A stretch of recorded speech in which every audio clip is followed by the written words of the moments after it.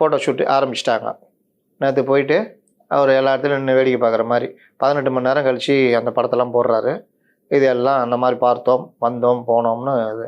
நாளைக்கு சிஎம்மு மழை நல்லா பெஞ்சுன்னா ஏற்கனவே வாங்கி வச்சுருந்த ரெயின் கோட்டு, இந்த முக்கா ஷூவு எல்லாம் போட்டுக்கின்னு அவர் ஒரு இது தனியாக வருவார்.